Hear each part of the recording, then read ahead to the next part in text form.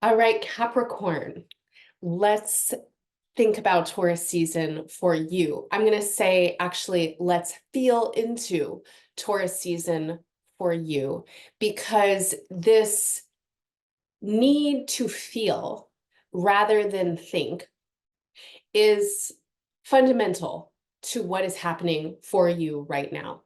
There is a deepening process that is happening in your body. You are becoming increasingly aware of your somatic intelligence. Your somatic intelligence is your automatic, organic, corporeal, sensory intelligence. Your body is very wise. Your mind is not always wise. People's minds make up all kinds of stories, and our minds love to make up stories about what's happening in our bodies.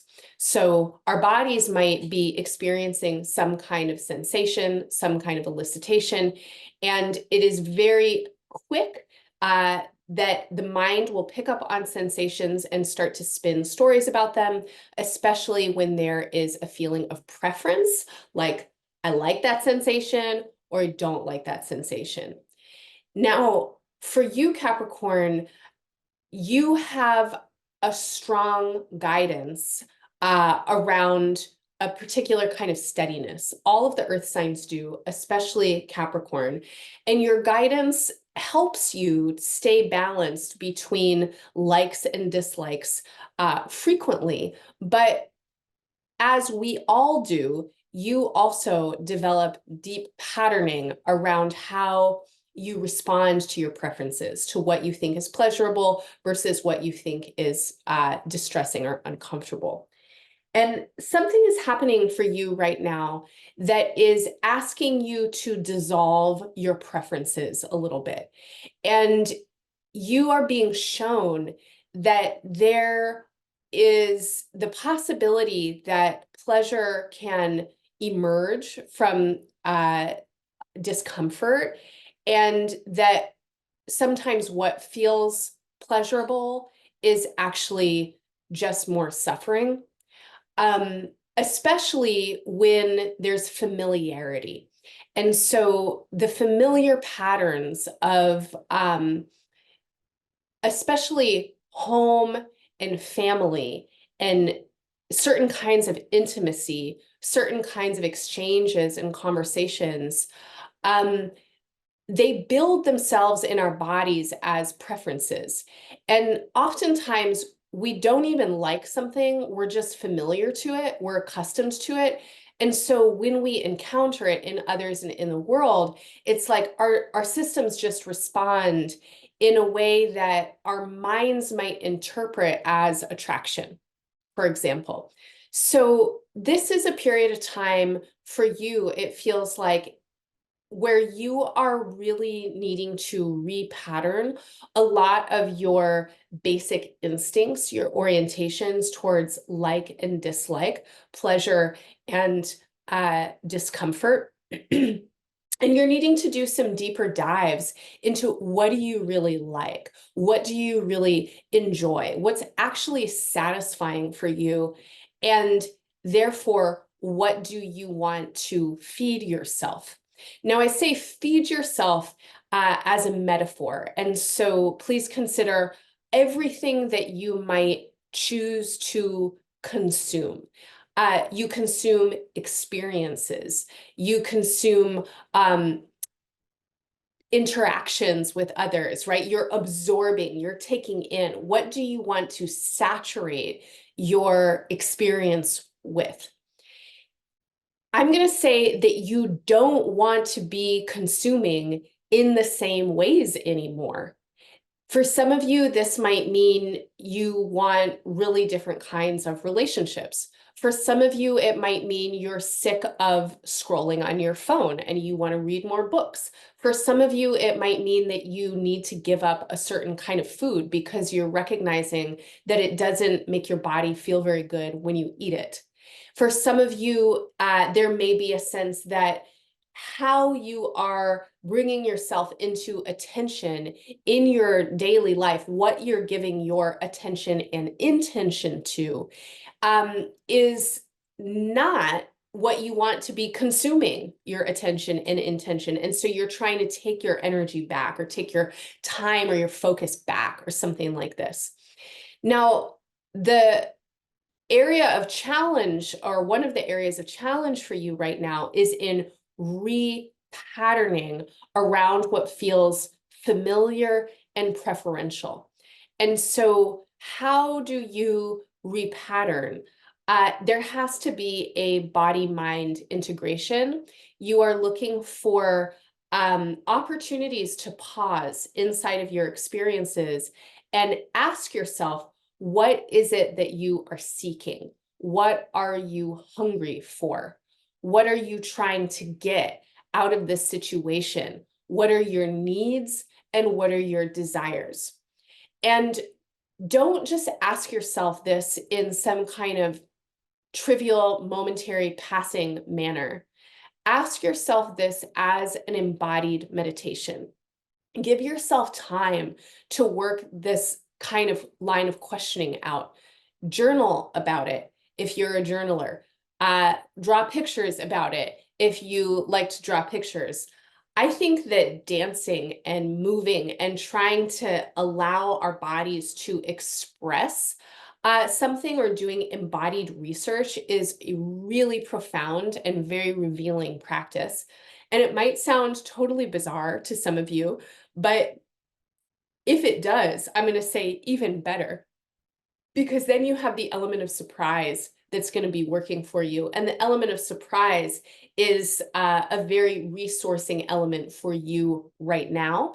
And the reason that it's resourcing is because surprise helps build new neural pathways.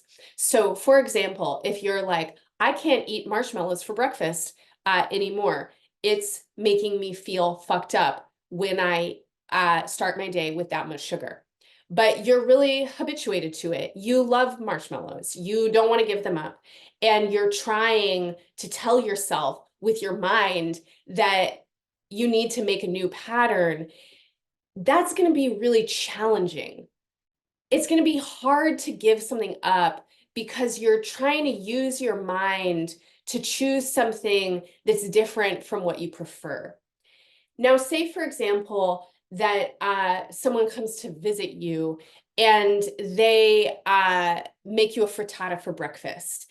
And they have made this like amazing frittata, and you've never had anything like it. And you're totally surprised when you eat it. And it's delicious. And then you're also noticing how different you feel because you started your day with protein and vegetables rather than marshmallows. That then gives you new information. That's a new neural pathway being opened up in your consciousness around possibility. And when you have that new neural pathway open, then you have something to move towards rather than trying to just move away from what you know you don't want anymore, or what you know isn't good for you.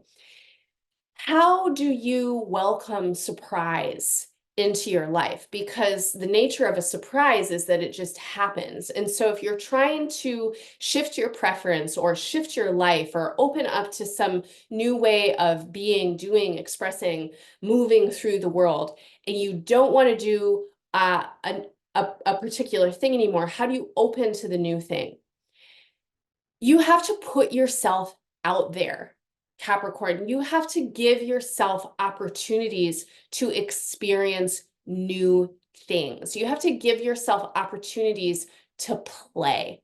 And playfulness is the key for you right now. And this is really hard for a lot of Capricorns to get on board with, because y'all are a serious crew. A lot of you are hard workers. A lot of you really value hard work. A lot of you really value your seriosity. I know that's not a real word. Use it anyway, right? Seriosity can be a word. Don't invest in so much seriosity anymore. Invest in playfulness. Invest in spontaneity. Taurus season wants you to surprise yourself. And it wants you to surprise yourself, particularly in the ways that you can initiate new patterns around comfort and familiarity and stability. And even though I've been talking about, ways that you might consume or marshmallows for breakfast, or I've been talking about relationships as a theme, what I'm really talking about is what allows you to feel comfortable and stable and steady. And you really like to feel these kinds of ways. You like to feel your own sense of agency. You like to feel your own sense of power. You like to feel your own force.